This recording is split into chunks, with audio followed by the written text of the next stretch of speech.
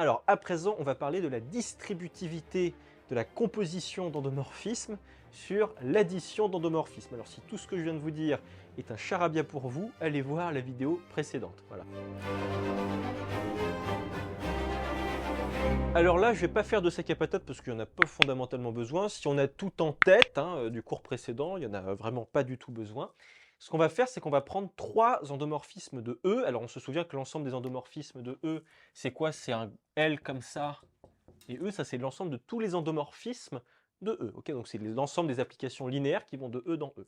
Donc ce qu'on va faire, c'est qu'on va prendre 3 applications qui appartiennent à cet ensemble-là. Donc voilà, soit F, G et H, donc 3 endomorphismes de E. J'ai simplement pris, voilà, j'ai pris dans L de E. Voilà. Et bien là, on va avoir 2 formules qui en fait sont très proches de la distributivité de la multiplication sur l'addition pour les nombres réels. Mais il ne faut surtout pas confondre ça avec la multiplication, justement, on va y revenir. La première formule, qu'est-ce que c'est? C'est que f plus g rond h est égal à, donc là on a parlé dans le titre de la distributivité de la composition sur l'addition, donc ça va nous donner en fait f rond h plus g rond h. Voilà, c'est-à-dire que là, en fait, le rond qui est là va pouvoir faire en sorte que g va se distribuer sur f et sur g. Mais dans ce sens-là, ça va faire super attention parce qu'on se souvient que f rond h, ça n'est pas du tout h rond f. Ça peut être égal dans de très rares cas, mais c'est vraiment très rare, ok, on s'en souvient. Mais là, ça fonctionne entre guillemets comme la multiplication. Et on verra d'ailleurs qu'il y a un lien avec les matrices et la multiplication de matrices. Mais vraiment faites attention, ça a l'air d'être comme la multiplication, ça n'est pas du tout comme la multiplication, parce que là, f rond h, ça n'est pas encore une fois h rond f. Donc là, dites-vous bien que si jamais le rond h est à droite, ok, il va apparaître là le h à droite de f et à droite de g. Voilà, vous distribuez h sur f et g, et donc vous pouvez scinder comme ça cette application linéaire en 2 applications linéaires comme ceci. Donc ça, c'est en ce qui concerne la distributivité à droite, mais on a aussi la distributivité à gauche qui fonctionne. C'est-à-dire qu'on a ça h rond f plus g, c'est égal à h rond f plus h rond g. Au passage, tout ça, là, tout ce qu'on a là et là, ce sont partout des endomorphismes. Ça, c'est un endomorphisme, ça aussi et ça aussi. Okay, ça aussi, ça aussi, ça aussi. Si A, F, G et H sont des endomorphismes, comme on l'a vu avant, la composition et l'addition d'endomorphismes, ça reste des endomorphismes. Okay, et là, je vais mettre un warning super important, parce que je l'ai dit, ça ressemble fichtrement, là, ce qu'on a là, à la multiplication. Parce que là, on aimerait dire, entre guillemets, que f plus g fois h est égal à f fois h plus g fois h.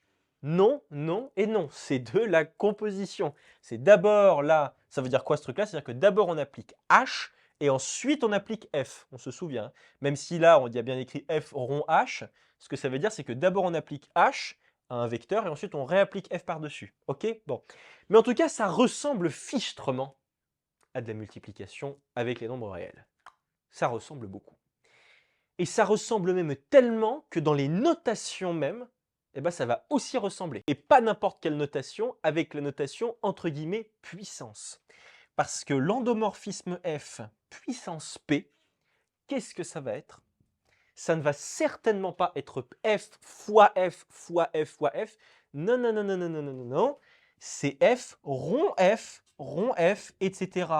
Rond f, mais p fois, évidemment. P fois. Ça, c'est super important. C'est-à-dire que là, la puissance p qui est ici, quand elle est appliquée à des endomorphismes, ne signifie pas, ça ne signifie pas qu'on multiplie f par lui-même. C'est-à-dire que là, f puissance p de x, c'est certainement pas f de x fois f de x fois f de y. Non, non, non, non, c'est f rond f rond f rond f rond f rond f p fois de x. C'est-à-dire qu'en gros, vous partez de E, vous lui appliquez f une fois, ensuite vous réappliquez f, encore et encore, etc. Et tout ça p fois. Donc vous voyez, ça n'a vraiment rien à voir avec de la multiplication, même si dans les calculs et avec la distributivité, etc., ça y ressemble un petit peu. On a l'impression que ça a les mêmes propriétés. Et les notations sont un petit peu trompeuses.